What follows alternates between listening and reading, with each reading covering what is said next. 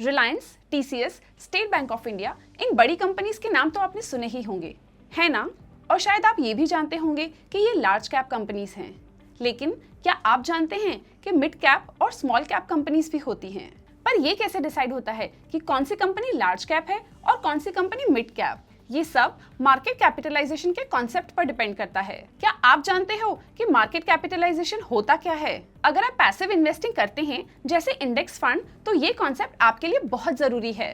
तो चलिए समझते हैं कि मार्केट कैपिटलाइजेशन इंडेक्स फंड में कैसे काम करता है। लेकिन उससे पहले कमेंट्स में ये लिखकर बताएं कि आप कौन से इंडेक्स फंड्स में इन्वेस्ट करते हैं। Let's understand what is market capitalisation weighing. Market capitalisation या मार्केट कैप एक कंपनी की टोटल वैल्यू बताता है जो स्टॉक मार्केट के थ्रू कैलकुलेट होती है। चलिए इसे एक फॉर्मूला के थ्रू समझते हैं। Market capitalisation is equal to total number of shares multiplied by current rate of per share in the market. मान लीजिए एक कंपनी के पास 1 करोड़ शेयर्स हैं और एक शेयर की प्राइस 100 रुपीज है, तो उसका मार्केट कैप होगा 1 crore multiplied by 100 rupees is equal to 100 crore.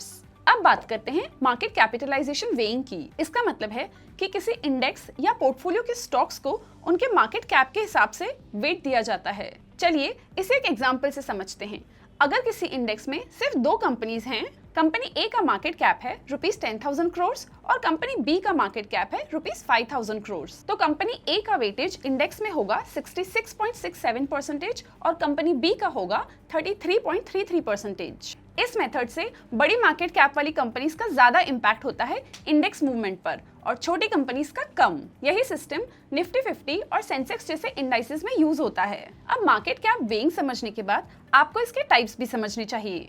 Number 1, full market cap indices. ये इंडाइसेस सभी एलिजिबल कंपनीज को इंक्लूड करते हैं जो मार्केट कैप और लिक्विडिटी के क्राइटेरिया पर बेस्ड होती हैं। इसके कुछ एग्जांपल हैं Nifty 500 and Nifty mid cap 100 index. इसका दूसरा टाइप है free flow market cap indices. इनमें सिर्फ पब्लिकली अवेलेबल शेयर्स को कंसीडर किया जाता है जो प्रमोटर्स के लिए अवेलेबल नहीं होते हैं। इसके कुछ एग्जांपल है बीएसई सेंसेक्स एंड निफ्टी 50। इसका अगला टाइप है इक्वल वेटेड इंडाइसेस, जिसमें हर स्टॉक का बराबर वेट होता है चाहे उसका मार्केट कैप कुछ भी हो।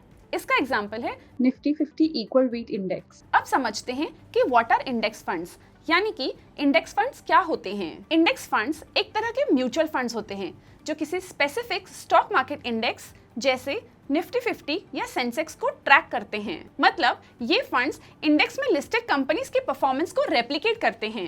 लेट्स नो अ फ्यू की points for index funds investing. अगर आप इंडेक्स फंड्स में इन्वेस्ट करना चाहते हैं तो आपको कुछ इंपॉर्टेंट पॉइंट्स ध्यान में रखने होंगे, जिनमें से पहला पॉइंट है पैसिव स्ट्रैटेजी।